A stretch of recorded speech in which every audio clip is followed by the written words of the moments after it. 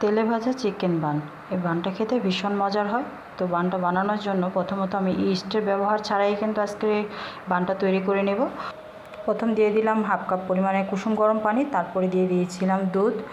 তো দুধ দেওয়ার পরে 1 চামচের মতো চিনি দিয়েছি, আর পরিমাণ মতো লবণটা এখানে ব্যবহার করেছি, আর স্লাইস করে কাটা তো একটা লেবুর রস তো এখানে দিয়ে দিলাম 1 পিস পরিমাণে। তো সুন্দর করে ময়াম করে মেখে এটাকে আমি রেস্টে রেখে দেবো আধা ঘন্টার জন্য। তো আধা ঘন্টা পর তো ফিরে আসলাম। তো এর মধ্যে কিন্তু আমি চিকেনটা কিন্তু রেডি করে নিয়েছিলাম। তো সেই সময় তো কারেন্ট চলে গিয়েছিলো আর ফোনে চার্জও ছিল না, সেটা আমি আপনাদের সাথে শেয়ার করতে পারলাম না চিকেনটা আমি কীভাবে রান্না করে নিয়েছি।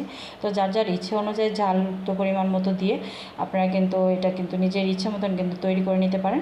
তো যাই হোক, এই তো আমি বানগুলো কিন্তু তৈরি করে নিয়েছি। হাতে একটু তেল মাখিয়ে নিলাম, নয়তো কিন্তু হাতে কিন্তু লেগে যাওয়ার সম্ভাবনা থাকবে। তো সাথে সাথে বানিয়ে কিন্তু আমি এখানে কিন্তু তেলটা কিন্তু চুলায় বসিয়ে দিয়েছিলাম তো গরম হওয়ার জন্য আগে থাকতে, কারণ একটা একটা করে বানিয়ে সাথে সাথে কিন্তু এটা আমার তেলের মধ্যে কিন্তু তো ছেড়ে দিতে হবে। এভাবে যদি আগে থেকে বানিয়ে যদি কিছুর মধ্যে রেখে দেওয়া হয় তাহলে কিন্তু এটা কিন্তু লেগে যাওয়ার সম্ভাবনা থাকবে আর কি। তো প্লেটের সাথে আটকে ধরবে। তো আর যদি সাথে সাথে বানিয়ে যদি চুলার মধ্যে তো গরম তেলে ভাজা হয়ে যায় তাহলে কিন্তু এটার খুব সুন্দর হয়ে যায় আর কি। এর তো সবগুলো বান কিন্তু আমার অল্প আছে, তো আমি ভেজে নিয়েছি। আর আপনাদের এই তো আমি কেটে দেখিয়ে দিচ্ছি ভিতরটা কী পরিমাণ লোভনীয়, উপরটা কী পরিমাণ লোভনীয় হয়েছে, আর ভিতরটাও কিন্তু খুব সুন্দর হয়েছে আর খেতে ভীষণ মজার হয়েছে। বাসায় অবশ্যই ট্রাই করে দেখবেন। তো ভীষণ ভালো লেগেছে। আজকে বিকেলে নাস্তার আয়োজন ছিল, আজকে আমার এই চিকেন বানটা আয়োজন করেছিলাম। তো ছোটো বড় সকলে তো ভীষণ পছন্দ করেছে। তো আজকের মতো এই পর্যন্তই।